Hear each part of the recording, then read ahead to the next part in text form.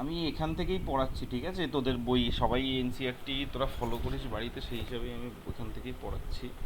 তো কিছু অসুবিধা থাকলে নক করবি আমাকে মাঝখানে যদি বুঝতে না পারিস। আমি এখন হাতে লিখে আজকে কিছু দেখাতে পারবো না এক্স্যাক্টলি, তার কারণ হলো আমার কাছে পেন ট্যাবটা এই মোমেন্টে নেই। তো সেই জন্য আমি তোদের বইটের সফট কপিটা খুললাম, যাতে তোরা পাশে কাছে বই থাকলে একবার একটু খুলে নিস, তাতে একটু নোট ডাউন করে নিস, আমি বলে দেবো, ঠিক আছে? অসুবিধা না হওয়ারই কথা কিছুতে।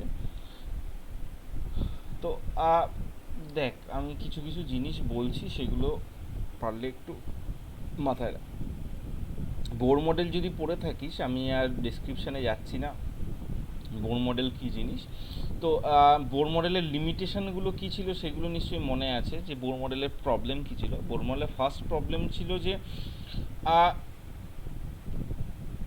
বেশি ডেপথে না গিয়ে একবার সিম্পলি যদি বলা হয়, তাহলে বলা হয় বোর মডেলের ফার্স্ট প্রবলেম ছিল Bohr model can be only used for hydrogen atom বা মনো অ্যাটমিক, সরি মনো ইলেকট্রন অ্যাটমস। ওকে, মনো ইলেকট্রন অ্যাটমস মানে হলো যে অ্যাটমেরগুলোর মধ্যে একটাই ইলেকট্রন থাকে, তাদের বলা হয় মনো ইলেকট্রন অ্যাটম। বাকিগুলোতে এটা কাজ করবে না। তার কারণ হলো, তোরা যদি একটু ক্যালকুলেশন খেয়াল করিস, যে বোর মডেলের ক্যালকুলেশন যেটা আসে ফিজিক্সের, মানে বোর মডেল যে ক্যালকুলেট করা হয়, সেটাতে দুটো ইলেকট্রন একজন আরেকজনকে যে রিপালস করে, সেই ক্যালকুলেশনটা করা নেই, ঠিক আছে? তো এগুলোই বেসিক্যালি, এটা একটা সবথেকে বড় প্রবলেম। আর একটা প্রবলেম হলো কেমিক্যাল বন্ডিংয়ের পড়ে না কিছু, ওর এফেক্ট ম্যাগনেটিক ফিল্ড বা ইলেকট্রিক ফিল্ড নিয়েও কিছু সমস্যা আছে। কোশ্চেন ডাইরেক্টলি এরকম আসে না, যদি অ্যাডভান্স কোশ্চেন এরকম আসে, যদি আসে তো একদম সিম্পল জিনিস। লিমিটেশন অফ বোর্ড, বোর্ড এখানে পরিষ্কার লেখা আছে যে স্পেকট্রামও ক্লিয়ার করে না। তো আর ও মনো অ্যাটমিক, মনো ইলেকট্রন অ্যাটমের জন্য এটা কাজ করে, তার বাইরে কাজ করে না। এর বাইরে খুব একটা সেরকম কিছু নেই। আর কেমিক্যাল বন্ডিং কীভাবে হয় সেটাও এক্সপ্লেন করতে পারে না। সো এনিওয়ে, মানে ভ্যালেন্স ইলেকট্রনের আইডিয়াটা ছিল না ওর মধ্যে থেকে। তো এরপরে আসে এই কোয়ান্টাম মেকানিক্যাল মডেল। বোর্ডটা বলে গেছি, আমি জাস্ট শুরু করে দিলাম। বোর মডেলটা কী ছিল? বোর মডেল ছিল এমন একটা মডেল যেখানে প্রথম এনার্জি নিয়ে কথা বলা শুরু করেছে, যে হোয়াট ইজ এনার্জি ও সামথিং লাইক দ্যাট। তো এই quantum model, quantum mechanical model বলার আগে আমি তোদের একটা জিনিস বোঝানোর জিজ্ঞাসা করতে চাই। সেটা হলো, তোরা কি কেউ জানিস যে কোয়ান্টাম মেকানিক্স কী জিনিস বা কোয়ান্টাম মডেল কী জিনিস? এনিওয়ান?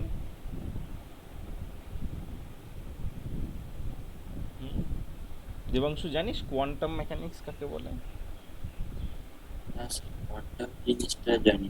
ছোট ছোট কী জিনিস মানে ছোট বেসিক ছোট ইউনিট। আচ্ছা, সুমেধা, কোয়ান্টাম। কোয়ান্টাম জিনিসটা সুমেধা, জানিস কি, আইডিয়া আছে কোয়ান্টাম? শুনটা শুনেছিস? না স্যার। শুনিস? তো দেখ, আমি আগের দিন পড়িয়েছিলাম একটা জিনিস খুব ইয়ে করে, যে কোয়ান্টাম, তুই সেগুলো সেগুলো তো তুই ছিলিস না, তুমি এদের প্রথম যখন পড়াচ্ছিলাম তখন তো তুই ছিলিস না। তো দেখ, তোর বাড়িতে আমি এখন কিছু দেখাতে পারছি না আজকে, হ্যাঁ, মানে ছবি আঁকতে পারছি না, আমার কাছে হোয়াইট বোর্ডটা মানে পেন না থাকায় ইউজ করতে পারছি না। তো একটু শুনিস কথাগুলো, অসুবিধা নেই। তো ব্যাপারটা কি, ধর এর আগে যতবারই বলা হয়েছে যে লাইট বা এনার্জি, এখানে প্রত্যেকটা জিনিস এনার্জি নিয়ে, কথাটা শুরুই হয় এনার্জি দিয়ে। তো এনার্জি হলো এমন একটা জিনিস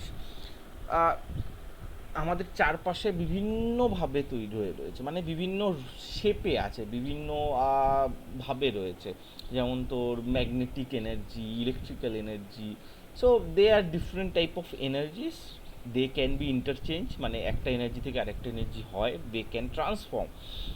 এবার প্রবলেমটা হলো, একটা খুব বড় সমস্যার মধ্যে আমরা পড়ি যখন আমরা ডিসকভার করতে যাই বা বোঝার চেষ্টা করি এই এনার্জি ট্রান্সমিট কী করে হয়, মানে এক জায়গার থেকে আরেক জায়গায় কী করে যায়।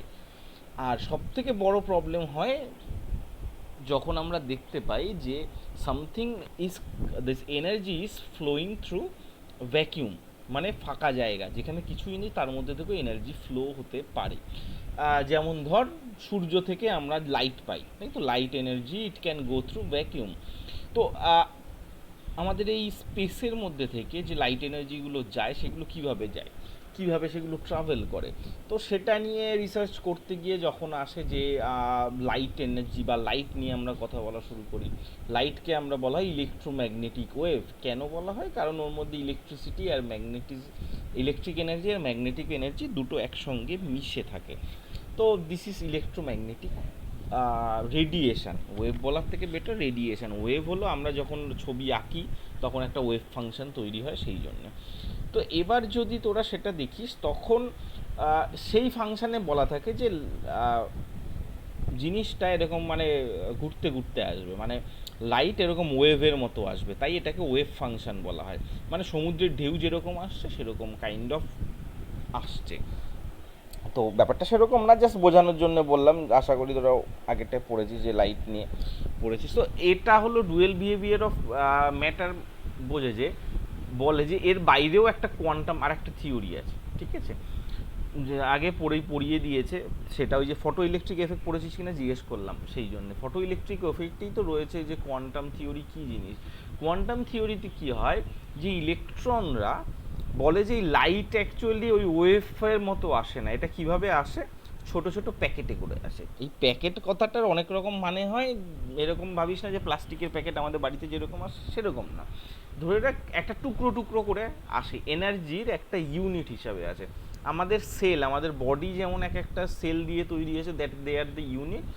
আর সব কিছু যেমন ইলেকট্রন, প্রোটন, নিউট্রন দিয়ে তৈরি, তো ইলেকট্রনও একটা ইউনিট আমাদের সব কিছু। সেরকমই এনার্জির এক একটা ইউনিট, যেটাকে ফোটন বলি আমরা ভাষায়। অনেক সময় ফোটন নাম নিশ্চয়ই দুজনে শুনেছিস তোরা, যে ফোটন কাকে বলে। তো ফোটন হলো এমন এরকমই একটা জিনিস, ঠিক আছে। তো এই ফোটনের ব্যাপারটা আর এই ওয়েভ ফাংশন বা এই ওয়েভের ব্যাপারটা, এই দুটো একটা সিম্পল এক্সাম্পল দিলে অনেক সময় বোঝানো সম্ভব যে দুটো জিনিস কি। যেমন ধর তোদের বাড়িতে জল আসে, তো জল কিভাবে আসে? দুভাবে আসতে পারে, ভেবে দেখ। একটা হলো ট্যাঙ্কির থেকে, অনেক সময় যেটা পাম্প থেকে কলের জল আছে, যে পাইপ খুললাম কন্টিনিউয়াস ওয়াটার ফ্লো হলো। অথবা দেখা যায় অনেক সময় খাওয়ার জল আমরা কিনি কি করে? বোতল বোতল করে, তাই না, প্যাকেট প্যাকেট করে বা বোতল করে। তো দুভাবেই কিন্তু তোর বাড়িতে জল আসে। তো এনার্জি এরকমভাবে দুভাবেই আসে, একটা আসে কন্টিনিউয়াস প্যাটার্নে আর একটা আসে ছোট বোতলে করে। তো এই দুটো মধ্যে ডিফারেন্স বলা হয়। এই নেক্সট যেটা বোতল করে আসে বা প্যাকেট করে আসে বা ছোট ছোট টুকরো হয়ে আসে, this are call quantums or quantas or quants or photon. For energy বা লাইটের যে ছোট এনার্জির প্যাকেট, তাকে আমরা এক কথায় বলি ফোটন। বুঝেছিস ফোটন কি জিনিস বা কোয়ান্টাম থিওরি কি জিনিস, সুমেধা? বুঝিস হ্যাঁ তো? স্যার। ঠিক আছে, মানে বেসিক্যালি ছোট ছোট টুকরো করে আসা। তো এই জিনিসটার পরে একটা সমস্যা আসে। তো এবার প্রবলেম হলো এই দুটো থিওরির কোনোটাই পুরোপুরি ঠিক নয়, আবার কোনোটাই পুরোপুরি ভুল নয়। কিছু কিছু জিনিস যেমন তোর reflection, refraction, they are only be described through our wave function. কিন্তু photoelectric effect, black body radiation, এগুলোর নাম শুনেছিস কিনা আমি জানি না, ফটো ইলেকট্রিক একটু পড়েছিস তো। This things can only be describe from quantum theory. তো দুটো জিনিসই একসঙ্গে ঠিক এবং একসঙ্গে ভুল। তো কোনটা ঠিক আর কোনটা ভুল সেটা নিয়ে মারপিট করতে যাওয়ার আগে অনেক সময় অনেকে মারপিট না করে যেটা বলা হয় সেটা হলো, অনেক সময় মেনে নেওয়া হয় যে দুটো জিনিসই একসঙ্গে এক্সিস্ট করে। সেটা কিভাবে, সেটা আমি হাইজেনবার্গ থিওরিতে একটু হলেও তোদের বলবো যে কি জিনিস। তো ডুয়েল বিহেভিয়ার অফ মেটার, ঠিক আছে, ডি ব্রগলি এই জিনিসটা বলে। তো ও বলে যে প্রত্যেকটা ম্যাটারের মধ্যেই, আমাদের আশেপাশে যাই থাকুক না কেন, তার মধ্যে দুটো বিহেভিয়ারই আছে। মানে ওয়েভ লাইক আর পার্টিকেল লাইক। পার্টিকেল মানে হলো কোয়ান্টাম, মানে টুকরো টুকরো প্যাকেট হিসাবে আসে, তাকে আমরা পার্টিকেল ধরছি। আর অথবা ওয়েভ লাইক হিসাবেও আসি। তো একই জিনিস দুভাবে ইউজ করা শুরু করে। তো এখান থেকে ও একটা রিয়াকশান তৈরি করে, বা এটা আমরা অলরেডি জানি অনেক আগের থেকে, যে এই ল্যামডা, ল্যামডা মানে হলো ওয়েভলেন্থ, এইচ মানে হলো প্ল্যাঙ্কস কনস্ট্যান্ট, এমভি মানে হলো বেসিক্যালি ওর মোমেন্টাম। ঠিক আছে, তো এই ইকুয়েশনটা আমি এত ডিটেলসে এখন যাচ্ছি না এই ব্যাপারটা নিয়ে, এটার থেকে অতটা চাপ নেওয়ার কিছু নেই। সো বেসিক্যালি ডি ব্রগলি কী করেছিল, প্লাঙ্কস থিওরি ছিল যেটা, সেটা আর আইনস্টাইনের E equal to MC square theory, এই দুটো মিশিয়ে দিয়েছিল। ঠিক আছে, এখানে অতটা ক্লিয়ারলি লেখা থাকে না, বাট এইটা হলো ওর থিওরি। মানে এটা আমি এখন হাতে এঁকে দেখাতে পাচ্ছি না, সেটা আমার দুর্ভাগ্য এই মুহূর্তে, যে কি করে ইকুয়েশনটা এলো। জাস্ট এখনের জন্য একটু পড়ে রাখিস বই থেকে। বাট বেসিক্যালি ডি ব্রগলির থিওরিটা এটাই আসে, প্ল্যাঙ্কসের থিওরি যেটা থাকে, প্ল্যাঙ্কস থিওরি ওই ফটো ইলেকট্রিক এফেক্ট থেকে ছিল সেটা, ওখানে ই ইজিক্যাল টু এইচ নিউ বলে এরকম একটা পাবি, বা ইউএফ থিওরির থেকে পাবি, আবার পার্টিকেল থেকেও পাবি ইজিক্যাল টু এমসি স্কোয়ার। এই দুটোকে মিশিয়ে এই ডুয়েল বিহেভিয়ার তৈরি করা বা ডি ব্রগলির থিওরি। জাস্ট এটা মাথায় রাখিস আপাতত, এমন কিছু চাপের না। আবার যে কোনো জিনিসের পাওয়া যায়, মানে ওয়েভলেন্থ পাওয়া যায়, যে কোনো মুভিং পার্টিকেলের ওয়েভলেন্থ বের করা সম্ভব।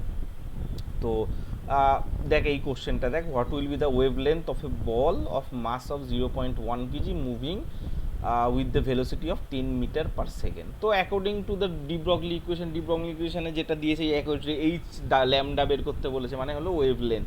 আমি ধরে নিচ্ছি তোরা এই জিনিসগুলো জানিস, যদি না জানিস তাহলে কিন্তু বুঝতে কিছু অসুবিধা হবে, যে ওয়েভলেন্থ কী জিনিস, প্ল্যাঙ্কস কনস্ট্যান্ট কী জিনিস, আমি ধরে নিচ্ছি তোরা জানিস। তো এইচ ইজুগাল টু হলো তো প্ল্যাঙ্কস কনস্ট্যান্ট, আর তারপরে এমভি হলো অবভিয়াসলি তার মোমেন্টাম। তো এটা অ্যান্সার, এখানে কিছু মিসিং আছে দেখা যাচ্ছে না, তোদের বইতে থাকবে। তো এই ধরনের ছোটোখাটো ম্যাথামেটিক্যাল প্রবলেম আসে, খুব কম আসে, এই সাইডটা বোর্ডে অতটা ফোকাস করে না, এবং এটা নিয়ে অত চাপ নেই। নেক্সট হলো হাইজেনবার্গস আনসার্টেনিটি প্রিন্সিপাল। এটা একটা একটু চাপের জিনিস, আর ছোটোবেলার মতো আমরা ভাবতে পারবো না। আমি বোঝাচ্ছি হাইজেনবার্গ আনসার্টেনিটি প্রিন্সিপাল কী জিনিস।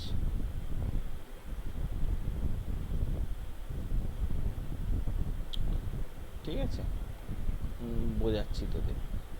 তোদের মধ্যে এই হাইজেনবার্গ আনসার্টেনিটি প্রিন্সিপালটা কেউ পড়েছিস বাড়িতে বা কোথাও স্কুলে কোথাও পড়িয়েছে কোথাও?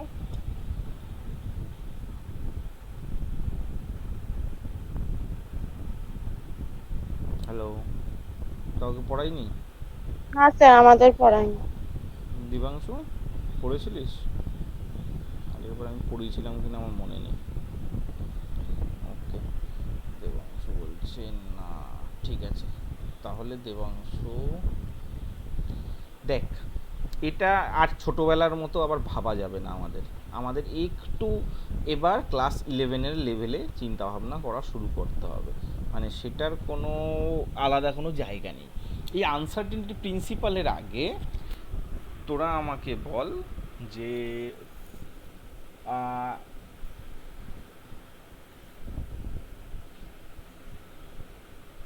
তোরা কখনো কোনো ফেসবুকে বা ইনস্টাতে বা এমনি হোয়াটসঅ্যাপ অনেক সময় মেসেজ আছে যে শর্ডিঙ্গার্স ক্যাট এক্সপেরিমেন্ট করেছিস কেউ? শর্ডিঙ্গার্স ক্যাট এক্সপেরিমেন্ট, বুঝতে পারলাম তো স্যার, এটা না মনে হয় তুমি পড়িয়েছিলে। আমি ওই যে বলেছিলে যে একটা ক্যাট বাক্সের মধ্যে রয়েছে, হুম, বিষ দেওয়া। হ্যাঁ এবার সে ওটাকে চাটবে কি মানে হ্যাঁ মরে যাবে কি মরবে না। হ্যাঁ ও দুটোই হতে পারে, হ্যাঁ, তো মরতেও পারে আমি তো মনে মরবেও না, আছে আমি এরকম। পড়িয়েছিলাম, তোরাই তো বলছিস পড়াইনি, আমি কি বলবো বল। ঠিক আছে, চাপ নেই, আমি আরেকবার পড়িয়ে দিচ্ছি পুরো জিনিসটা তার আগে। ঠিক আছে, এটা আমি তখন লাস্টবার পড়িয়েছিলাম, পড়ানোর পরে আমি অন্য টিচারের হাতে দিয়েছিলাম, ভেবেছিলাম আমি ওখান থেকেও পড়াবে, তো ও বোধহয় আবার প্রথম থেকে শুরু করে, কিছু নতুন স্টুডেন্ট এসেছিল বলে আজকে দেখ কেউ আসলো না, তোরা দুজন রয়েছিস, কতগুলো ইয়ে রয়েছে। তো যাই হোক, তো অসুবিধা নেই, আমি বলে দিই। দেখ শর্ডিঙ্গার্স ইকুয়েশন বলে এমন কিছু চাপ নেই, তো আচ্ছা এটার আগে তো দেখ হাইজেনবার্গ আনসার্টেনিটি প্রিন্সিপাল যেটা ছিল, হাইজেনবার্গের আনসার্টেনিটি প্রিন্সিপাল মানে হলো ও একটা সিম্পল জিনিস বলেছিল। আগে আমি প্রিন্সিপালটা বলি তারপর বলবি। it states that it is impossible to determine simultaneously the exact position and the exact momentum of an electron. তো এই কথাটার মানে হলো কোনোভাবেই যে কোনো মোমেন্টে একটা ইলেকট্রনের পজিশন আর ওর মোমেন্টাম, মানে পজিশন মানে এক্স্যাক্টলি কোথায় জায়গায় আছে, মোমেন্টাম মানে হলো স্পিড প্লাস ভেলোসিটি, এটা বেসিক্যালি ভেলোসিটি আমরা একসঙ্গে মেজার করতে পারবো না। তো এটা অদ্ভুতভাবে ও কেন বললো সেটা নিয়ে একটা বড় প্রশ্ন, যে কেন আমরা পারবো না, আমরা এত কিছু পারছি ওই জিনিসটা পারবো না কেন, এটা হলো মেইন কোশ্চেন। তো তোরা কেউ বলতে পারবি যে কেন কখনো সম্ভব নয়? এনিওয়ান? যে দুটো একই সঙ্গে কেন মাপা সম্ভব নয়? দেবাংশু?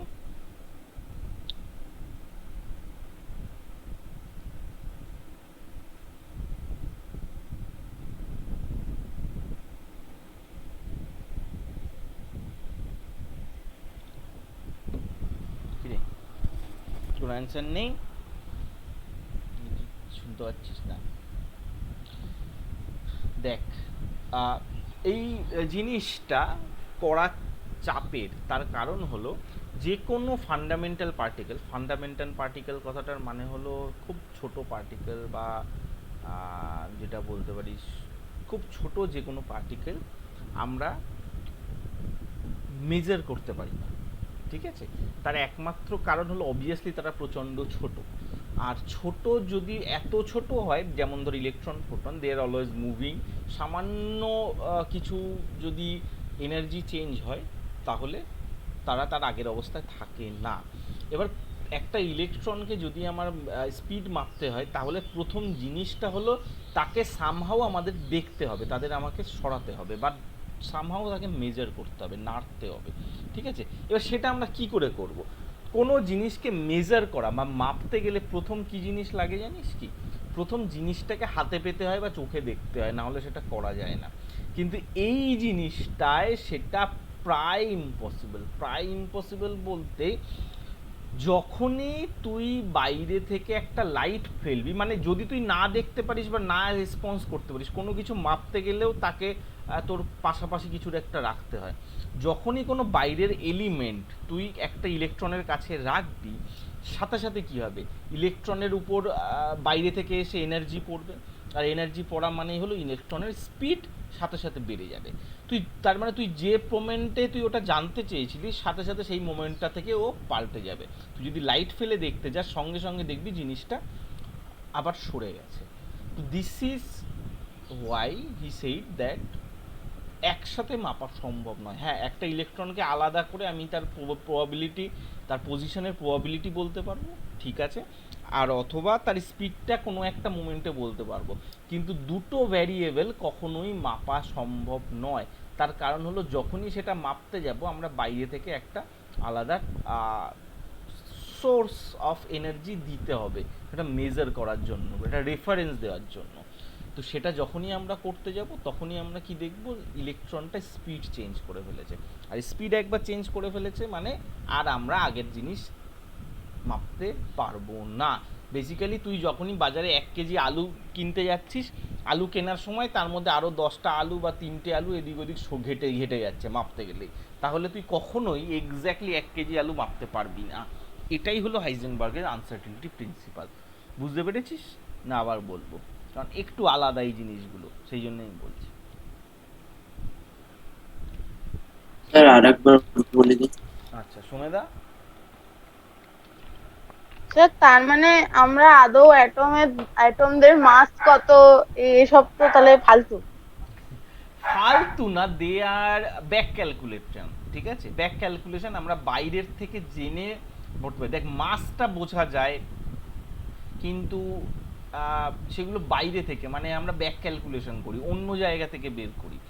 এখানে বলা হয়েছে যখন ইলেকট্রনটা অ্যাটমের মধ্যে ওই চারপাশে বন করে ঘুরে বেড়াচ্ছে, সেই মোমেন্টে যে কোনো সময় একই সাথে সেই ইলেকট্রনটা এক্স্যাক্টলি কোথায় আছে সেই পজিশনটা আর তার স্পিডটা মাপা যাবে না, কারণ একটা মাপতে গেলে আর একটা নষ্ট হয়ে যাবে। হয় তুই ওর পজিশন জানতে হবে, তুই যেই লাইট ফেলে দেখলাম হ্যাঁ পজিশন এটা ঠিক আছে, কিন্তু পজিশন যদি আমি জানি ওর স্পিড মাপতে পারবো না, তখন তোর স্পিড আলাদা হয়ে যাবে। আর যদি স্পিড মাপতে যাই তাহলে পজিশন মাপতে পারবো না। এটাই হলো এই হাইজেনবার্গের আনসার্টেনিটি প্রিন্সিপাল। কিন্তু কারণ যখনই মাপতে যাব তখনই মালটা সরে যাবে বা ওর এনার্জি লেভেল চেঞ্জ হয়ে যাবে। আর এনার্জি লেভেল চেঞ্জ হয়ে যাওয়া মানে ওর পজিশন চেঞ্জ হয়ে যাওয়া এবং স্পিড চেঞ্জ হয়ে যাওয়া। এই জন্যেই এটাকে বলে হাইজেনবার্গ আনসার্টেনিটি প্রিন্সিপাল। মনে রাখবি এটা কোনো এক্সপেরিমেন্টেড না, এটা কেউ এক্সপেরিমেন্ট করে দেখেনি, কিন্তু লজিক্যালি দিস ইজ রাইট, মানে সম্ভব নয় মাপা কোনোভাবেই, এবং সেটা অন্যভাবে আমরা পেয়েছি, হ্যাঁ এটা সত্যি কথা। That's why they are principles, they are not proof. ঠিক আছে, তো এটা হলো ব্যাপার। তো একই টাইমে করা সম্ভব না এই কারণটার জন্য, আর কিছুই না। মানে এক্স্যাক্টলি কেন করা যায় না তার কারণ হলো যখনই লাইট ফেলবি তখন চলে যাবে। এই জিনিসটা কি এক্স্যাক্টলি রাইট সত্যি কিনা তাও অ্যাকচুয়ালি আমরা জানি না, but they are logically sound, মানে লজিক্যালি দে আর রাইট। তো ম্যাথমেটিক্যাল ফর্মুলা থাকে এইটা, del x by del p x is greater than equal to h by 4 pi. Del x, delta মানে হলো পজিশনের চেঞ্জ, কতটা পজিশন চেঞ্জ হয়েছে, p হলো মোমেন্টাম, ডেল্টা পি হলো মোমেন্টাম কতটা চেঞ্জ হয়েছে, is always greater than equal to h by 4 pi. H হলো প্ল্যাঙ্কস কনস্ট্যান্ট আর 4 পাই, পাই মানে তো জানিস তোরা। তো এটা হলো তোর বেসিক্যালি আইডিয়া। ঠিক আছে, তো এটা একটু শুনতে অদ্ভুত লাগে এই মোমেন্টে যে আমরা কেন মাপতে পারবো না। তো একটা জিনিস ভাব না, তুই একটা রাত অন্ধকার, জাস্ট একটা সিম্পল আমি ভাবে বোঝাচ্ছি। তোরা রাতের বেলা বাইরে বেরিয়েছিস, ঠিক আছে, রাতের বেলা বাইরে বেরিয়েছিস, তোর হাতে টর্চ রয়েছে, এবার তোদের বাড়িতে একটা কালো কুকুর আছে, ধর তোদের পোষা। এবার তোর বাড়ির থেকে বলেছে কুকুরটাকে ধরে নিয়ে আয়, এক্ষুনি গিয়ে কোথায় আছে আমাকে বল। তুই রাতের বেলা অন্ধকারের মধ্যে এমনি ভয়ে ভয়ে ঘুরছিস, এবার হঠাৎ করে কালো কুকুরের একটা গায়ে লাইট পড়লো, চোখ জল জল করলো, সাথে সাথে তোর কি সিচুয়েশন হবে? ঠিক আছে, তুই হট করে উল্টো দিকে, তোর পোষা কুকুর হলেও হয়তো তুই ভয় পেয়ে উল্টো দিকে দৌড় মারলি। মানে এমন একটা লাইট ফেলার সাথে সাথে সিচুয়েশান আর আলাদা আগের মতো থাকছে না, চেঞ্জ হয়ে যাচ্ছে, ব্যাপারটা এরকমই। তো তোর কুকুরটা থাকলেও তুই ধরতে পারছিস না, তুই খুঁজে পেলেও সিচুয়েশান আগের মতো থাকছে না, তাহলে আমি আর কুকুরটাকে খুঁজে পাবো না। এটাই হলো কনসেপ্টটা এখানে। ঠিক আছে, যে যখনই এরকম অন্ধকারের মধ্যে কালো জিনিসকে খোঁড়া, সেরকমই একটা ছোট জিনিসের মধ্যে আলো ফেলা, একই ব্যাপার। এত ছোট জিনিসের মধ্যে আলো ফেললেই ওর স্পিড চেঞ্জ হয়ে যাবে, ব্যাস, আর কিছু না। ঠিক আছে,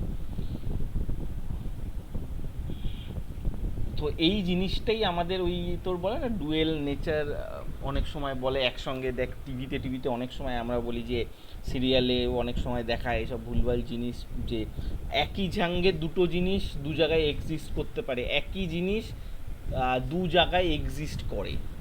অনেক সময় এই গল্পটা আমি দেখেছি অনেক সিরিয়ালে বা সিনেমায় এইসব বলে, অনেক কার্টুনে বলে। ব্যাপারটা অ্যাকচুয়ালি এরকম নয়, ব্যাপারটা অ্যাকচুয়ালি হলো এই আগের জিনিস, ওই ডি ব্রগলির যে থিওরিটা ছিল ডুয়েল নেচার আর এই আনসার্টেনিটি প্রিন্সিপাল, এই দুটো মিশিয়ে বলা হয়। ঠিক আছে, যে আর তার সাথে সাথে শর্ডিঙ্গার সিকুয়েশন, মানে এটার সাথে সাথেই আছে শর্ডিঙ্গার সিকুয়েশন। আমি যেটা আগের দিন তোদের বুঝিয়েছিলাম যে শর্ডিঙ্গার্স এক্সপেরিমেন্ট কি, এই ডুয়েল নেচার বোঝাতে গিয়েই শর্ডিঙ্গার্স এই জিনিসটা তৈরি করেছিল, এই এক্সপেরিমেন্টটার কথা বলেছিল, যে একটা বাক্সের মধ্যে যদি দুটো বিড়ালকে আমি একটা বিড়ালকে আর একটা ছোট্ট বিষ যদি রেখে দিই, তাহলে অ্যাট এ সিঙ্গেল টাইম কি করে বলবে যে বিড়ালটা বেঁচে আছে না মরে গেছে? তখন আমি কি করব, ঢাকনাটা খুলে দেখতে হবে, কিন্তু এখানে তুই ঢাকনাটা খুলতে পারছিস না। প্রবলেম হলো এটাই, যখনই খুলবি, খোলা মানেই তো লাইট ফেলা, আর লাইট ফেললেই তো ইলেকট্রন পালিয়ে যাবে, তাহলে তুই তো বুঝতে পারছিস না কি হবে। So this is what dual nature is, যে একই সাথে বিড়ালটা বেঁচেও আছে মরেও গেছে। তুই যদি খুলিস তাহলে তুই দেখতে পাবি মরে গেছিস না বেঁচে আছে, কিন্তু যতক্ষণ না খুলছিস that moment is defined as the dual nature. তো এটাই ডুয়েল নেচারের আইডিয়া, বা এটাই কোয়ান্টাম মেকানিক্সের idea exactly. It's neither wave neither quantum, the theory is both. ঠিক আছে, এটা হলো দুটো থিওরিকে মিলিয়ে করা। তো এই জন্যেই বলা হয় অনেক সময় যে একই সঙ্গে দুটো জিনিসের দুরকম অস্তিত্ব আছে, এটার ভুল জিনিস যদি কেউ বলে যে দু জায়গায় দুটো তিনটে জিনিস একসঙ্গে এক্সিস্ট করে, তো একই জিনিসের দুটো তিনটে রকমের এক্সিস্টেন্স থাকে।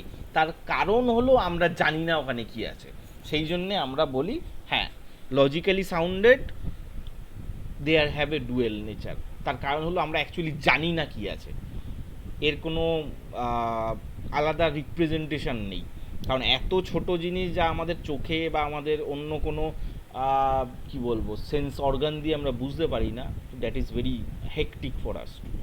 ঠিক আছে, তো এটাই ডুয়েল নেচার বা আনসার্টেনিটি প্রিন্সিপাল বোঝানোর জন্য ওই শর্ডিঙ্গার্স ক্যাট এক্সপেরিমেন্টটা বোঝানো হয়, আর কিছুই না।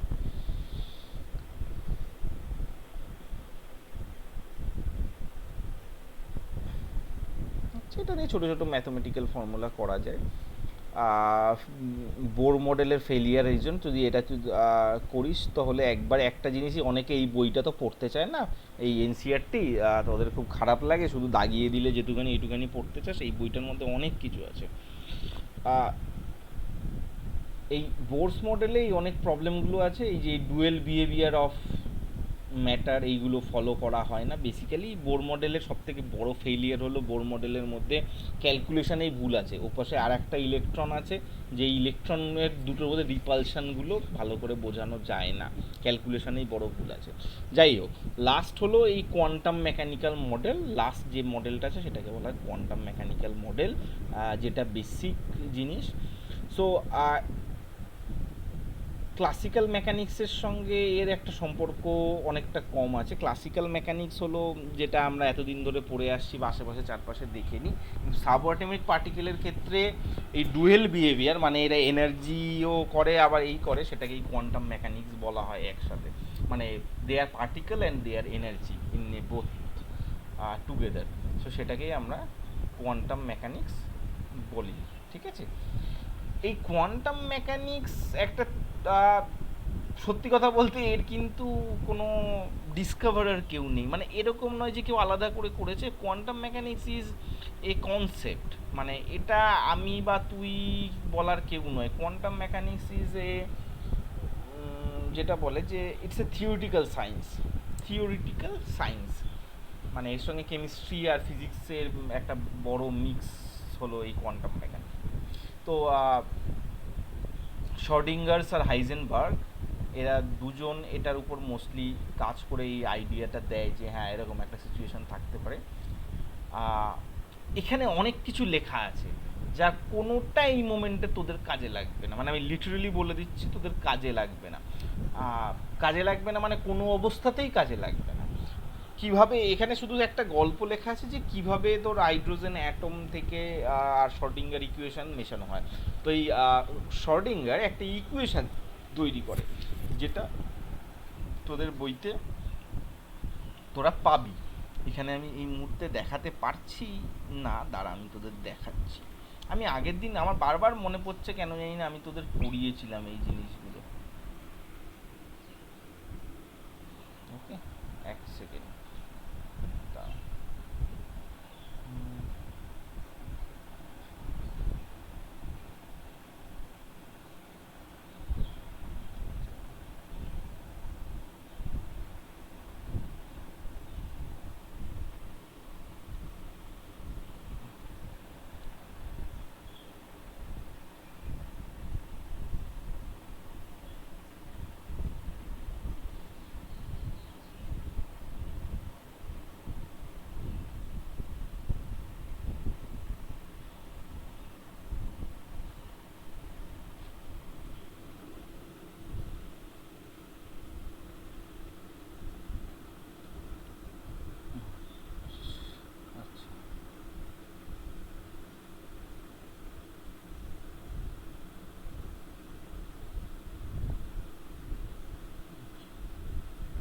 আচ্ছা, এটা নিশ্চয়ই তোরা দেখতে পাচ্ছিস। এবার তোদের আমি দেখাই।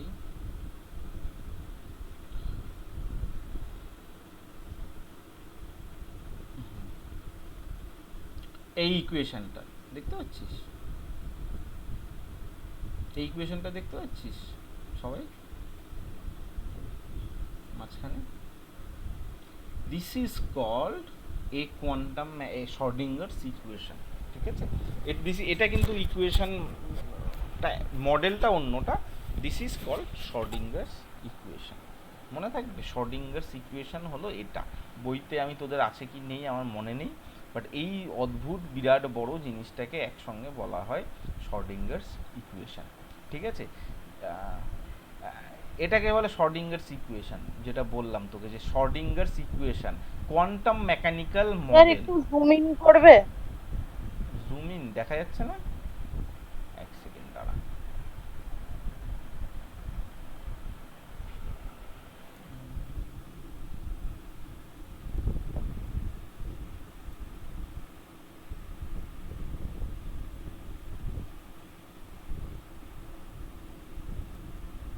দেখা যাচ্ছে এবার? হ্যাঁ এবার ঠিক আছে।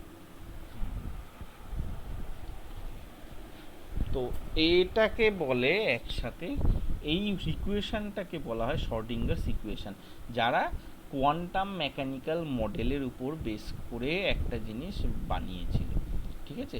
না মনে রাখতে হবে না, এটা কষ্ট নেই, রাখলে ভালো হয়, বাকিরা কেউ কোনোদিন মনে রাখবে না। তো এটা কি জিনিস তোরা বুঝতেও পারবি না এই মুহূর্তে, এটা বোঝানো খুব চাপ, তার কারণ হলো তোরা ম্যাথে এখনও ডিফারেন্সিয়েশন ফাংশন এই পার্টগুলো পড়িস নি। তো সত্যি কথা বোঝানো মুশকিল যে কিভাবে এসছে, এরা অনেক চাপের, কিভাবে এসছে সেটা তো বোঝানোই যাবে না, সেটা তোদের সিলেবাস থেকে দূর দূর অস্ত, মানে সিলেবাসের আশেপাশেও নেই।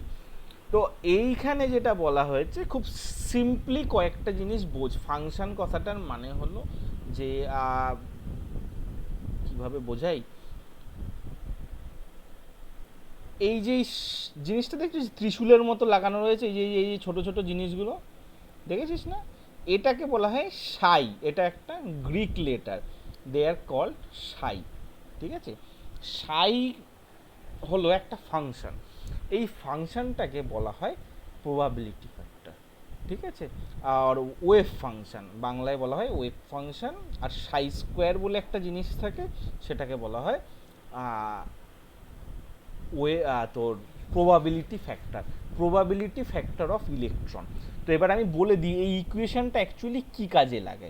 এই ইকুয়েশনটা হলো নিউক্লিয়াস থেকে, ভালো করে শোন, নিউক্লিয়াস থেকে কোথায় ইলেকট্রনের প্রবাবিলিটি সব থেকে বেশি, ঠিক আছে? নিউক্লিয়াস থেকে, তোরা কেউ প্রবাবিলিটি বা পারমুটেশন কম্বিনেশন পড়েছিস ম্যাথে? পড়িসনি নিশ্চয়ই, এখন নেই বোধহয়। তো প্রবাবিলিটি পড়েছি।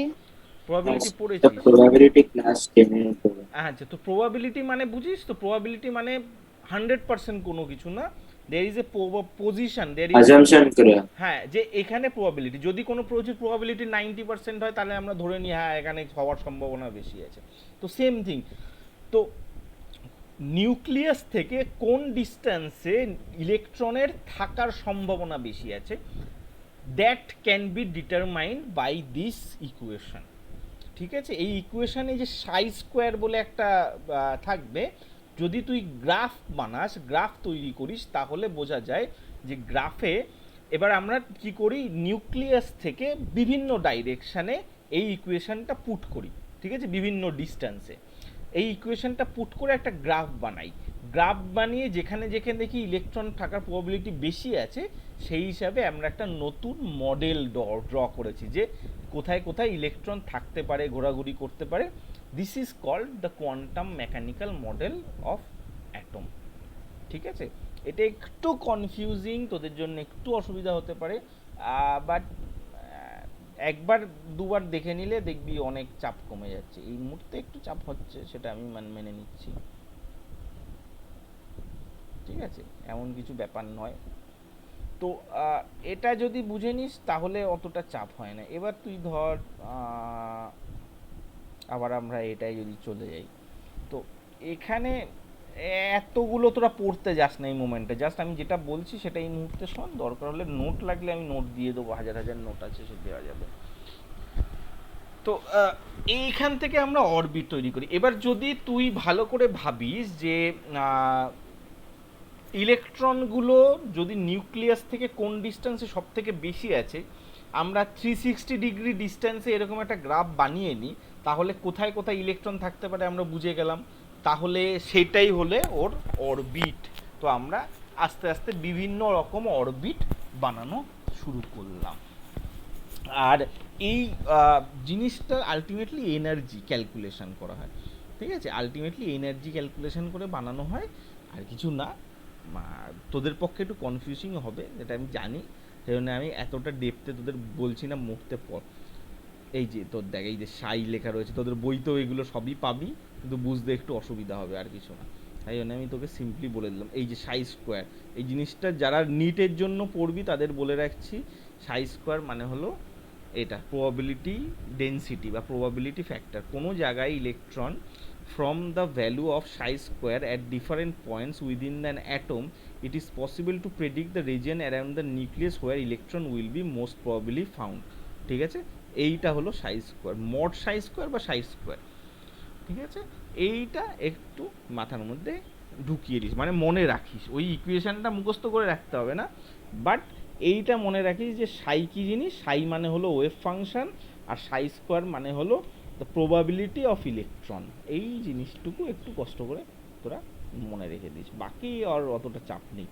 আর বোর্ডের জন্য তো একেবারেই চাপ নেই, এই সাইড হাতই দেয় না বোর্ডে, এটা একটু অ্যাডভান্সে চলে যায়। ঠিক আছে, এর পরের যে পার্টগুলো থাকে পুরোটাই হলো কিছুটা জিনিস সোজা আছে, একবার দুবার একটু একটু ন্যায়, মানে একটুখানি ইয়ে হতে হবে। এই জুমের এইটা কেটে যাবে, তা অ্যাড হয়ে যায় সবাই, দাঁড়া পড়াচ্ছি, তারপর এটা এক্ষুনি কেটে যাবে, আবার সবাই রিকানেক্ট করে নিস। এতটা চাপ নেই, সোজা জিনিস, একবার একটু বুঝতে ধরতে অসুবিধা হয়, আর কিছু না। এক দুবার একবার দেখলে বুঝে যাবি। আর সেই শর্ডিঙ্গার্স ইকুয়েশন মুখস্থ করতে হবে না। সাই স্কোয়ার মানে যেটা বললাম, যে নিউক্লিয়াস থেকে কোনো জায়গায় ইলেকট্রন কত থাকে।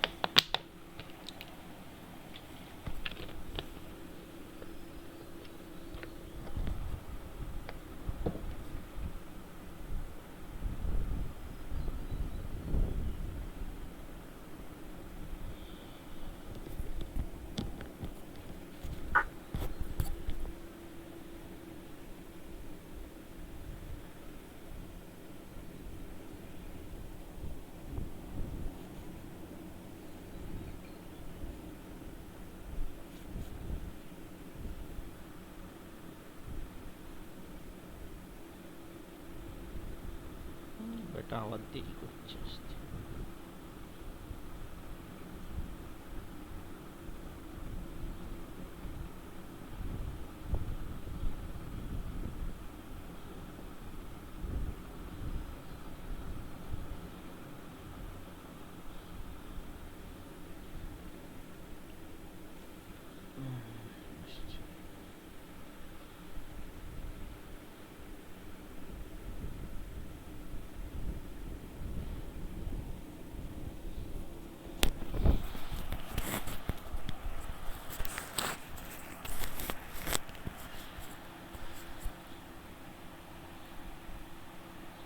ঠিক আছে,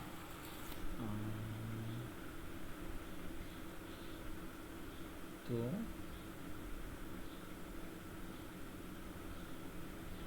ঠিক আছে, চল এবার। এবার বুঝতে পেরেছিস তো যে ব্যাপারটা কি জিনিস, সাই স্কোয়ারের গল্পটা কি? হ্যাঁ,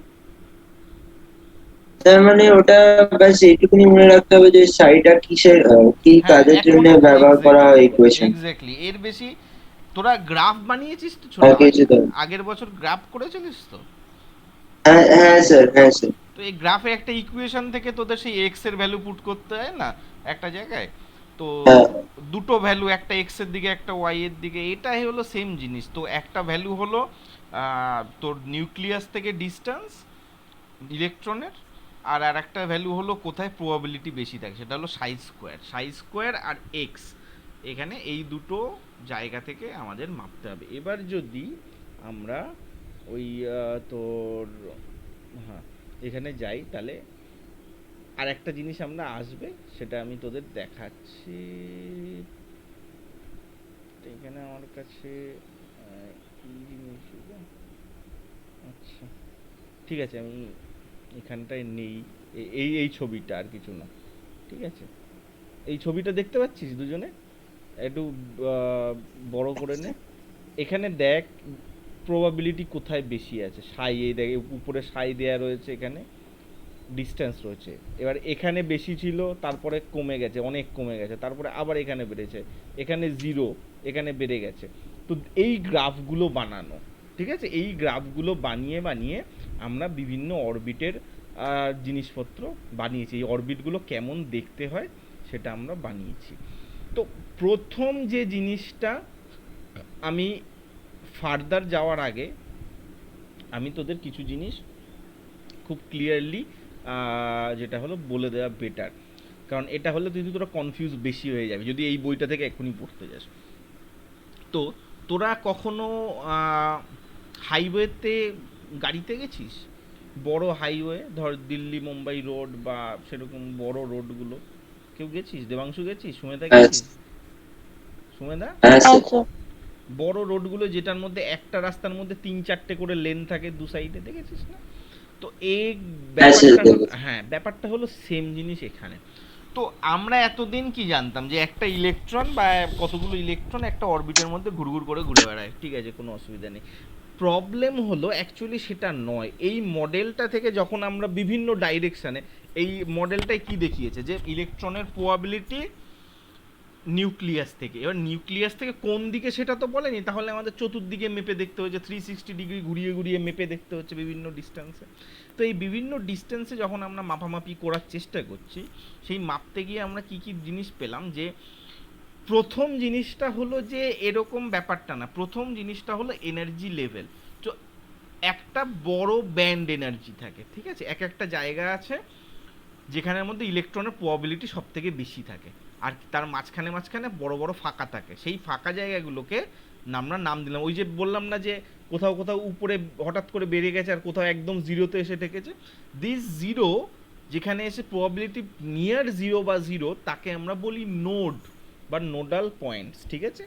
যেখানে probability of electrons becomes zero, তাদের বলা হয় নোডাল পয়েন্ট বা নোডস। এই নোডগুলো হলো দুটো অরবিটের মাঝের জায়গা। বোঝা গেছে? নোড মানে কি? যেখানে ইলেকট্রন নেই, যেটা হলো দুটো অরবিটের মাঝের জায়গা। দুটো অরবিটের মাঝের জায়গা মানে হলো, আমরা কি কি জানি, অরবিট হলো 1 2 3 4 5 এরকম করে যায়, বা কে এলিমেন্ট এরকম করে যায়। তো এই কে আর এল এর মাঝখানে থাকবে একটা নোক, এল আর এম এর মাঝখানে থাকবে একটা নোট, এইভাবে নোটগুলো তৈরি হয়। ফার্স্ট আন্ডারস্ট্যান্ডিং নোট কি জিনিস, দুটো অরবিটের মাঝখানে যেখানে জিরো থাকে প্রবাবিলিটি, তাকে বলা হয় নোড। এবার ওই অরবিটগুলোর মধ্যে যেগুলো কে এল এম এন, এগুলোকে আমরা মেন রাস্তা ধরে নিচ্ছি, আমরা যে বড় বড় হাইওয়েতে যাই সেই রাস্তা। কিন্তু হাইওয়ের মধ্যে গিয়ে দেখা যায় যে এক একটা রোডের মধ্যে আবার 2-3টে ছোট ছোট করে রাস্তা থাকে, ঠিক আছে। ছোট ছোট রাস্তা মানে হলো 3 লেন 4 লেন, যেরকম রাস্তা থাকে সেরকম 4 লেন থাকে, 6 লেন লাগে, মানে এক পাশে 3টে রাস্তা আর এক পাশে 3টে রাস্তা। তো এই ছোট ছোট ওঠানামা করা যায়, মানে যেখানে ইলেকট্রন থাকার প্রবাবিলিটি বেশি সেখানে আবার বিভিন্ন রকম ওঠানামা করে। ওই তোদের একটু আগে দেখালাম যেটা, এইটার মধ্যে দেখ দেখ এখানে ইলেকট্রন আছে, কিন্তু ইলেকট্রন দেখ এরকম সোজা চলে গেছে, তো কোথাও একটু কম আছে কোথাও বেশি আছে, এখানে আবার উপরে গেছে আবার নিচে গেছে, তো থাকার মধ্যেই 3-4টে ডিফারেন্ট। এই প্রবলেমের জন্য ওরা আরও বেশি গ্রাফ ট্রাফ তৈরি করা হলো। আমি মাঝখানে অনেকটা জিনিস দেখাচ্ছি না, তার কারণ হলো তোরা বেশি কনফিউজ হবে। তো প্রথম জিনিসটা হলো ওর এনার্জি লেভেল মাপা, ঠিক আছে, ওর মেইন জিনিসটা। এই জিনিসটাকে আমরা নাম দিই দ্য প্রিন্সিপাল কোয়ান্টাম নাম্বার বা এন, মানে সেই কে এল এম এন যেটা আমরা ছোট থেকে পড়ে এসেছি। এটা হলো মেন হাইওয়ে, ঠিক আছে, 1 2 3 4 বা কে এল এম এন এটা করে বলা হয়। এবার ওর ভেতরে আমরা ছোট ছোট রাস্তাগুলো খোঁজার চেষ্টা করি। ছোট ছোট রাস্তাগুলো কীরকম, ছোট ছোট রাস্তাগুলো মানে হলো ওর মধ্যে ছোট ছোট লেনের কথা বলছি, হ্যাঁ। এই ছোট ছোট লেনকে এইগুলো সব কে এলিমেন্ট তোরা জানিস, এটা যাচ্ছি না। সেকেন্ড যেটা থাকে সেটাকে বলা হয় অ্যাজমুথাল কোয়ান্টাম নাম্বার, ঠিক আছে, বা ছোট এল দিয়ে। কোয়ান্টাম নাম্বার মানে হলো ওই বের করে দেখছি, এগুলোকে কোয়ান্টাম নাম্বার বলে। মানে কোয়ান্টাম নাম্বার আমি পরে বলছি যে এক্স্যাক্টলি কোয়ান্টাম নাম্বার কেন বলে এটাকে। আপাতত শোন যে অ্যাজমুথেল কোয়ান্টাম নাম্বারটা কী। শোন, azimuthal quantum number is nothing but how they look like, ঠিক আছে। একটা সাবশেল বা শেলের মধ্যে যে ছোট ছোট শেলগুলো থাকে বা অরবাইটালস বলা হয়, এদের বলা হয় অরবাইটালস। এদের আমরা আর অরবিট বলবো না, অরবাইটাল। মানে ওই বড় রাস্তার মধ্যে ছোট ছোট রাস্তা থাকে, তাদের আমরা বলবো অরবাইটালস।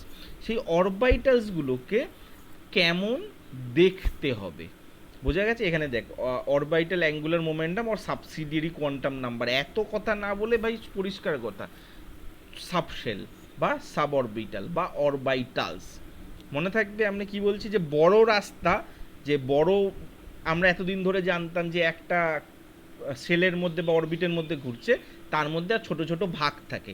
তো এই অ্যাজমুথিয়াল কোয়ান্টাম নাম্বার হলো ওই ছোট ভাগগুলো কেমন দেখতে হয় সেটা বোঝানোর জন্য, মানে অরবিটের শেপ বোঝানোর জন্য ইউজ করা হয়। আর এরা কত রকমের হয় বা অনেক রকমেরই হয়, আমাদের জন্য 4 রকমই আমরা জানি, SPDRF। সেগুলোকে 0, 1, 2, 3 এইভাবেই বলা হয়। এইগুলোকেই দেখ সাবশেল বা সাব লেভেল বলা হয়। আর এদের আমরা এইভাবে বলি, 0 মানে হলো S, 1 মানে হলো P, 2 মানে হলো D, 3 মানে হলো F। GH এক্সিস্ট করে না ন্যাচুরালি, F অবধি মনে রাখলেই হবে, SPDF, ঠিক আছে। একটুখানি বুঝেছিস কি না বল। এটা হলো শেপ বোঝায়, মানে ঠিক আছে ওর মধ্যে ছোট ছোট রাস্তা আছে, রাস্তাগুলো কেমন দেখতে, বড় রাস্তা না ছোট রাস্তা, এটা বোঝানোর জন্য। মানে অরবিটগুলো বড় স্কোর কীরকম দেখতে হয়। যেমন এস হলো পুরো গোল ফুটবলের মতো হয়, ঠিক আছে।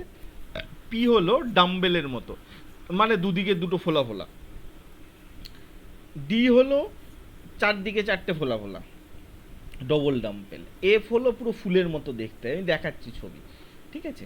এগুলোকে বলা হয় সাবশেল বা সাব অরবিট। এগুলো একটা অরবিটের মধ্যে 3, 4, 5টা, 10টা, 8টা, 15টা সাবশেল থাকতে পারে, ডিপেন্ড করে কতটা সাবশেল থাকে। একটার মধ্যে একটা সাবশেল থাকে, ঠিক আছে। আর সেই সাবশেলগুলো কত রকমের হয়, অনেক রকমের হতে পারে, আমাদের জন্য 4 রকমই মনে রাখতে হবে, SPDRF। এই SPDRF অ্যাকচুয়ালি কি বোঝায়, এরা দেখতে কেমন হয়। এস হয় গোল, পি হয় ডাম্বেল, ডি হয় ডবল ডাম্বেল, এফ হয় পুরো ফুলের মতো, মানে 4টে ডাম্বেল থাকে তার মধ্যে। একটুখানি বুঝেছিস কি না বল। আমি যাচ্ছি, কিছুটা না বোঝাও থাকবে এর মধ্যে, এখনো আমি বোঝাচ্ছি। একটুখানি বুঝেছিস কি না বল, তারপরে আমি নেক্সট পয়েন্টে যাব। স্যার এসটা কি মানে হ্যাঁ, সাবশেল গুলো, স্যার মানে কি বলে স্যার, এই অরবিট গুলো এরকম দেখতে নাকি অরবিটের মাঝখানের পার্ট গুলো এরকম দেখতে স্যার? দেখ অরবিট অরবাইটালে আমি তোকে বলছি, অরবিট বলে অ্যাকচুয়ালি এখন আর কিছু নেই, ঠিক আছে। আমি তোদের বোঝানোর জন্য, তোরা এতদিন ধরে অরবিটটা শুনে এসেছিস, সেই জন্য অরবিট হলো একটা এনার্জি লেভেল, একটা এরিয়া, ঠিক আছে। একটাকে বলা হয়, এটাকে বলা হয় এদের ভাষায় ইলেকট্রন ক্লাউড, মনে থাকবে ইলেকট্রন ক্লাউড, যেখানে ইলেকট্রনগুলো থাকতে পারে, থাকার প্রবাবিলিটি সব থেকে বেশি। তো অরবিট হলো এমন কি জায়গা, দুটোই ফাঁকা জায়গার মাঝখানে, মানে ওই নোডগুলো, দুটো নোডের মাঝখানের জায়গাটাকে এখন আমরা অরবিট বলি। তো অরবিট মানে হলো এমন একটা জায়গা যেখান থেকে রাস্তাগুলো গেছে, ঠিক আছে। This are call orbit. সে আগের অরবিট আর এখন নেই। তো ওই অরবিটালের মধ্যে, অরবিটসের মধ্যে অ্যাকচুয়ালি এখন থাকবে অরবাইটালস বলে, অরবাইটালস বা সাবশেলগুলো থাকে। এই সাবশেলগুলো অনেক ধরনের হয়। একটা হলো এসপি, 4টে আমরা জানবো মোটামুটি, SPDRF। এই 4টে SP আর DRF, এদের এস মানে হলো গোল, এটা শেপ বোঝানোর জন্য বলা হয়। এখনও শেষ হয়নি, আরও দুটো তিনটে আছে, আমি আসছি বোঝাচ্ছি সেগুলো। তো প্রথম জিনিসটা হলো অরবিটের শেপ বোঝানো হয় এই অ্যাজমুথেল কোয়ান্টাম নাম্বার দিয়ে। ঠিক আছে, সুমেধা বুঝতে পেরেছিস? হ্যালো, হ্যাঁ স্যার। ঠিক আছে। দেবাংশু বুঝতে পেরেছিস ব্যাপারটা? কিছুটা ধরো আইডিয়া করতে পারছিস যে কি? এটা একটু হ্যাঁ স্যার। একটু চাপের আছে, বাট আমি তোদের আবার একটু দেখিয়ে দেবো, দাঁড়া। আমার ছবি যেহেতু আছে এটার থেকে দেখাই।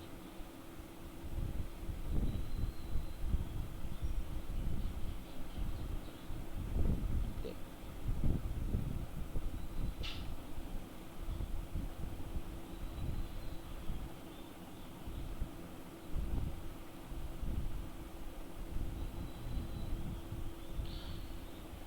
এইটা কাইন্ড অফ দেখলে বুঝতে পারবি। এই ছবিটা একটু যদি মাথা দিয়ে দেখিস তাহলে কিছুটা হলেও বুঝতে পারবি, পুরোটা নয় এখন হতে পারে।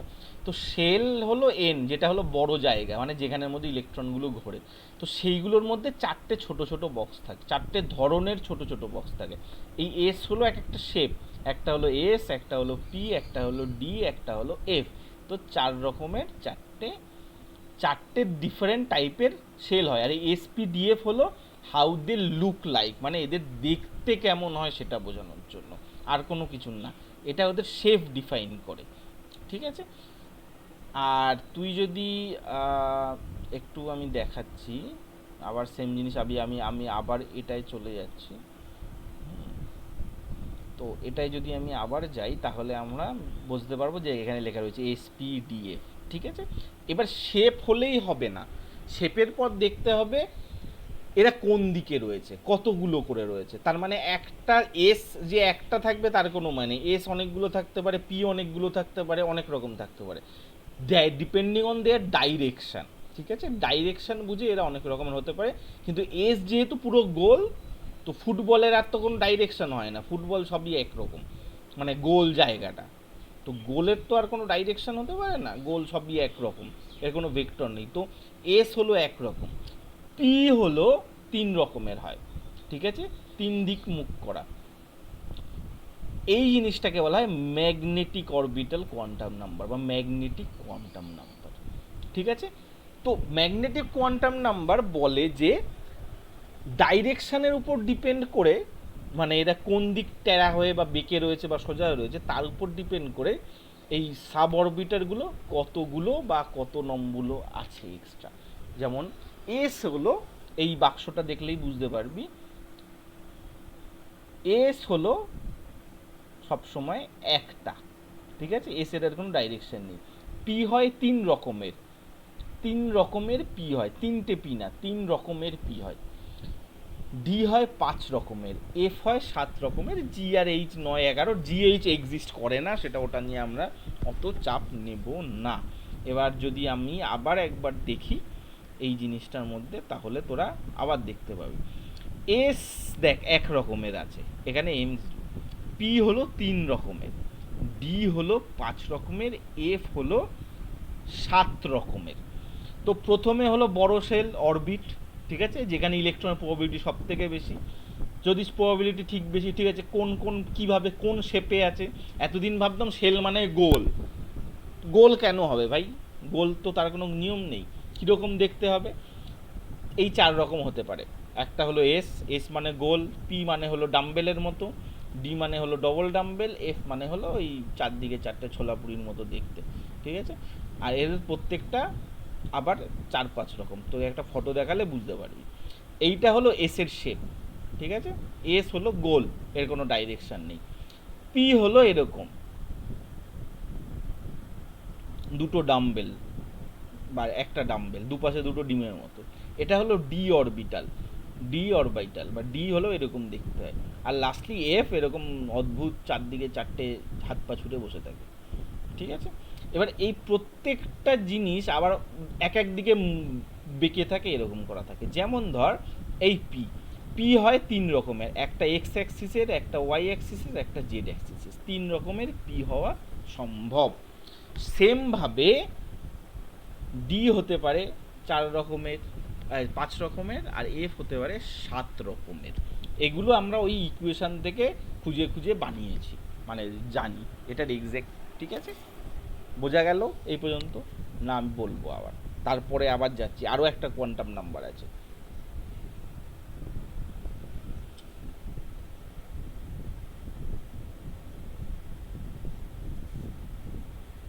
হ্যাঁ দেবাংশু?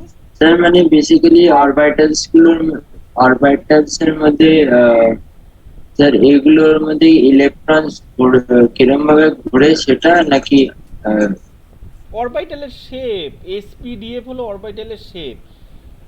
তুই সূর্যের চারপাশে পৃথিবী কিভাবে ঘোরে, একটা ইলিপটিক্যাল ওয়েতে ঘোরে না, সেটাই।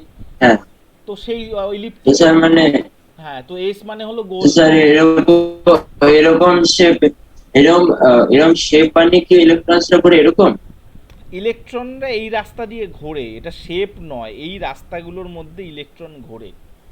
মানে ঠিক আছে, যেরকম অরবিটের শেপ, ফর্মে যেরকম প্যাটার্ন বানাচ্ছে হ্যাঁ অরবিটগুলো এই প্যাটার্নে ঘোরে।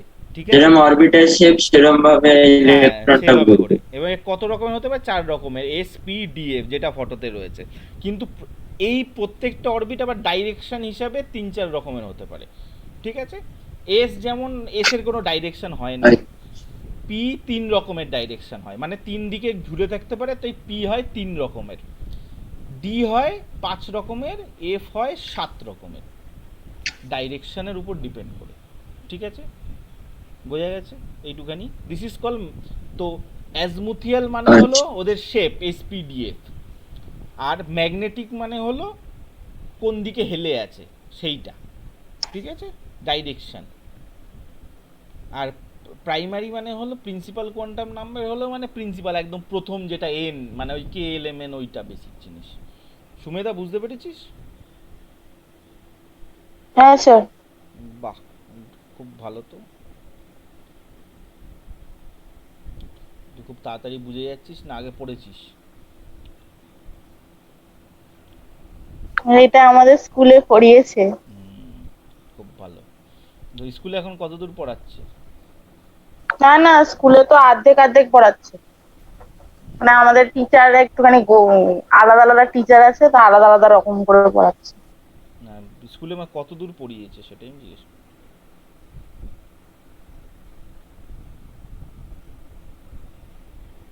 আমাদের ওই বেসিক, কি যেন নাম, বেসিক কেমিস্ট্রি কি আছে, ফার্স্ট চ্যাপ্টারটা পড়িয়েছে, আর এসপিডিএফ রুলটা পড়াচ্ছিল, তারপরে ছুটি পড়ে গেছে।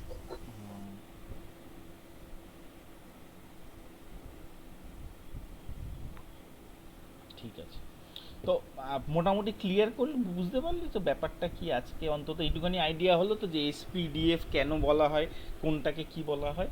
তো এখানে দেখ, আমি এখানে লেখা আছে একটুখানি হলেও, আমি যেটা লিখে দিয়েছিলাম যে প্রিন্সিপাল কোয়ান্টাম নাম্বার কাকে বলে, ওই জাস্ট যেখানে ইলেকট্রনটা বেশি থাকে, সরি,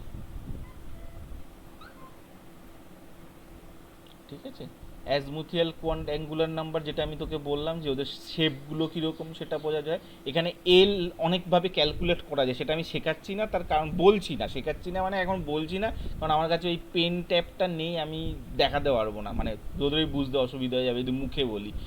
এই জাস্ট প্লাস মাইনাসের ব্যাপার খুব ইজি, একবার বাড়িতে পড়লেই দেখতে পাবি, বাট আমি ওটা দেখাচ্ছি না কারণ একটু অসুবিধা হবে আমার বোঝাতে।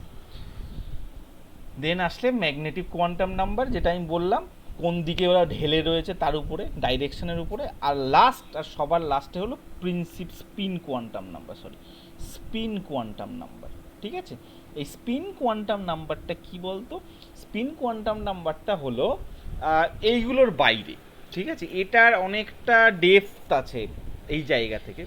স্পিন কোয়ান্টাম নাম্বার মানে হলো স্পিন, ঘোরা, মানে ইলেকট্রনগুলো আমাদের যে অতি চেনা তীব্র এই অসম্ভব রকমের বদমাশ ইলেকট্রনগুলো, এরা আমাদের সূর্য বা সানের চারপাশে আর্থ যেরকম ঘোরে শুধু এরকম করে কিন্তু ঘোরে না। অলরেডি দেখালাম এদের অরবিটগুলো কি অদ্ভুত রকমের হয়। তো কিন্তু এরা একটা জিনিস কপি করে, সেটা হলো আর্থ মানে আমাদের পৃথিবী যেরকম সূর্যের চারপাশে ঘুরছে, এরা কিন্তু নিজেদের অ্যাক্সিসেও ঘুরছে, তাই না? অ্যান্টি ক্লকওয়াইজ দে আর রোটেটিং, মানে আর্থ বা মার্স, দে আর রোটেটিং নিজেদের অ্যাক্সিসেও। তো ইলেকট্রনও এরকম নিজের অ্যাক্সিসে ঘোরে। ঠিক আছে, ইলেকট্রনও কিন্তু নিজের অ্যাক্সিসে ঘুরতে থাকে। তো ইলেকট্রন যদি নিজের অ্যাক্সিসে ঘোরে, আর প্রশ্ন আসে যে কোন দিকে ঘুরছে, ঠিক আছে? তো আমরা ওই আবার ধরে নিই যে দুই দিকেই ঘুরছে, একটা হলো প্লাস হাফ আর একটা হলো মাইনাস হাফ, ঠিক আছে? প্লাস হাফ মানে হলো যেটাকে বলা হয় ক্লকওয়াইজ, আর একটাকে বলা হয় অ্যান্টি ক্লকওয়াইজ। তো একই জায়গায় একটা ইলেকট্রন, আর একটু বলুন, আওয়াজটা কেটে যাচ্ছে স্যার, আরেকবার একটু বলে দিন, আওয়াজটা কেটে যাচ্ছে। আচ্ছা ঠিক আছে, আমি বলছি তোকে। দেখ, ইলেকট্রন যখন এই রাস্তাগুলো বা এই ছোটো অরবিটরগুলোর মধ্যে ঘুরতে থাকে, তখন কি হয়, ইলেকট্রনগুলো যখন ঘোরে তখন এই প্লাস হাফ, সরি, নিজেদের অ্যাক্সিসেও ঘুরতে থাকে, ঠিক আছে? নিজেদের অ্যাক্সিসেও ঘোরে, মানে আর্থ যেমন সানের চারপাশে ঘোরার সময় নিজের অ্যাক্সিসে ঘোরে, তেমন ইলেকট্রনও নিজের অ্যাক্সিসে ঘুরতে থাকে। কিন্তু কোন দিকে ঘোরে, ডান দিকে ঘোরে না বাঁ দিকে ঘোরে? দুদিকেই ঘোরে, ঠিক আছে? যেদিকে ঘোরে সেদিকে বলা হয় প্লাস হাফ, আর একটাকে বলা হয় মাইনাস হাফ। প্লাস হাফ মানে হলো ক্লকওয়াইজ, আর মাইনাস হাফ মানে হলো অ্যান্টি ক্লকওয়াইজ। এবার যদি আমি পুরো জিনিসটাকে সাজাই তাহলে তোরে আমি দেখাচ্ছি। তো একটা সাবশেলে, এবার খুব মন দিয়ে দুজনেই শোন এই ব্যাপারটা। স্পিন ইলেকট্রন মানে কিছু না, এস মানে হলো ডান দিক ঘুরছে না বাঁ দিকে, ইলেকট্রনগুলো একবার ডান দিকে ঘোরে একবার বাঁ দিকে ঘোরে, সেটা। এবার হলো 4 রকমের কোয়ান্টাম নাম্বার আমরা ইউজ করি। একটা হলো স্পিন কোয়ান্টাম নাম্বার, একটা হলো তোর magnetic quantum number, azimuthal quantum number, আর principal quantum number. Principal quantum number হলো যে সব থেকে বড় রয়েছে সবার উপরে, যে এরিয়াটায় সব থেকে বেশি ইলেকট্রন থাকার প্রবাবিলিটি রয়েছে, ঠিক আছে? তার নিচে আসে সাবশেল, আসে 4 ধরনের এসপি ডিএফ, ঠিক আছে? 4 ধরনের এসপি ডিএফ থাকতে পারে। এসপিডিএফ কি করে থাকতে পারে? এসপিডিএফ মানে হলো 4 ধরনের শেপের সাব অরবিটাল বা অরবিটালস আছে। এই এসপিডিএফ গুলোর মধ্যে নিচে যদি তুই যাস তাহলে দেখতে পারবি 1 2 3, এস হলো 1 রকমের, পি হলো 3 রকমের, ডি হলো এই তোর 5 রকমের, এফ হলো 7 রকমের। আর এই প্রত্যেকটা যে কোনো সাব অরবিটাল যে কোনো মোমেন্টে ম্যাক্সিমাম 2টো ইলেকট্রন নিতে থাকে। এটা মাথার মধ্যে ঢুকিয়ে নাও, সাব অরবিটাল যে কোনো একটা অরবিটাল ম্যাক্সিমাম 2টো ইলেকট্রন হোল্ড করতে পারে যে কোনো মোমেন্টে, হয় একটা ইলেকট্রন বা 2টো ইলেকট্রন। আর যখন এই 2টো ইলেকট্রন নেয়, এই 2টো ইলেকট্রনকে হতে হবে অপোজিট ডাইরেকশানে ঘুরতে। একটা যদি প্লাস হাফ হয় একটা মাইনাস হাফ হবে, মানে একটা ডান দিকে ঘোরা শুরু করলে একটাকে বাঁ দিকে ঘুরতে হবে। দুটোই একই দিকে ঘোরা সম্ভব নয়, একই সাব অরবিটালে থাকতে পারবে না, তাহলে তারা ডিফারেন্ট সাব অরবিটালে থাকবে। যে কোনো সাবশেলে অ্যাট এ টাইম মাত্র 2টো থাকতে পারে, ঠিক আছে? আর সেই 2টো ইলেকট্রন একটা ডান দিকে ঘুরবে একটা বাঁ দিকে ঘুরবে। তার কারণ হলো ইলেকট্রনরা যে কোনো মোমেন্টে কি করে, তোর যখন চার্জ পার্টিকেল ঘুরতে থাকে মুভমেন্ট করে তখন তার পাশে ম্যাগনেটিক ফিল্ড তৈরি হয়, ঠিক আছে? এই ম্যাগনেটিক ফিল্ড যখন তৈরি হয় তখন এরা কি করে বলতো, রিপালস বা অ্যাট্রাক্ট করা শুরু করে। এবার দুটো যদি ইলেকট্রন একই দিকে ঘোরে তাহলে সেম ম্যাগনেটিক ফিল্ড তৈরি হবে, সেম দিকের ম্যাগনেটিক ফিল্ড কী হবে, একজন আরেকজনকে রিপালস করবে, সেটা আনস্টেবল হয়ে যাবে। সেজন্য এরা একবার ডান দিকে একবার বাঁ দিকে, একজন ডান দিকে ঘোরে একজন বাঁ দিকে ঘোরে, বা একজন ক্লকওয়াইজ ঘোরে বা একজন অ্যান্টি ক্লকওয়াইজ ঘোরে, ঘুরে কী হয় একজন আরেকজনকে অ্যাট্রাক্ট করে, then they will be stable. এই জন্যে যে কোনো মোমেন্টে একটা সাব অরবিটালে ম্যাক্সিমাম 2টো ইলেকট্রন আর they will be moving towards each other, ঠিক আছে? তারা একজন আরেকজনের দিকে ঘুরতে থাকে। বোঝা গেছে যে কিভাবে স্পিন কোয়ান্টামটা ইউজ করা হয়? প্রথম জিনিস, যে কোনো সাব শেলে বা সাব অরবিটে 2টোর বেশি ইলেকট্রন থাকবে না, একজন ডান দিকে ঘুরে একজন বাঁ দিকে ঘুরবে। একটা ইলেকট্রন থাকতে পারে কিন্তু 2টো থাকবে না। একটুখানি বোঝা গেছে না বোঝা যায়নি? তারপর বলছি।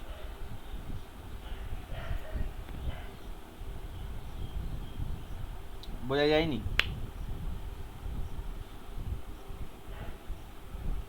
আমার খবর নেই। দেবাংশু বোঝা গেছে না বোঝা যায়নি? আচ্ছা বুঝেছি।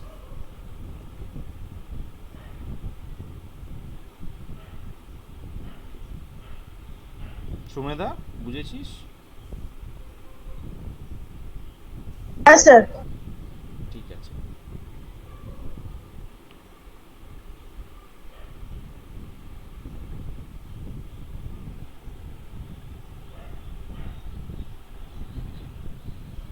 ঠিক আছে চল, এর পরে যে পোর্শনগুলো আছে সেটা এইখান থেকে আর আমি পড়িয়ে লাভ নেই, সেটা তোরা এই মুহূর্তে বুঝতে পারবি না এই এই এরিয়াটা।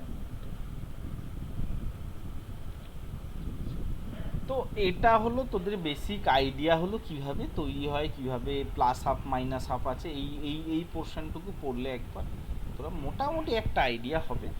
এই ছবিগুলো যেটা বললাম যে নোডাল পয়েন্ট কি জিনিস বা কি নয়, নোডাল সারফেস বা নোডাল পয়েন্ট নোটস কি জিনিস, ঠিক আছে, এখানে লেখা আছে। একবার একটু কষ্ট করে পড়িস, অনেক কিছু লেখা থাকবে, দেখে ভয় লাগবে। এই দেখ পি 3 রকমের, এক এক দিকে ডাইরেকশন হিসাবে 3টে রকমের পি এখানে বানানো হয়েছে। এটা অনেক কিছু রয়েছে, তো এটা বুঝতে একটু অসুবিধা হবে, সেই জন্য আমি বলে নিলাম, ঠিক আছে। দেখে হলো ডি অরবিটাল, দেখ 5 রকমের ডি অরবিটাল হতে পারে, সেটাই এখানে দেখিয়েছে।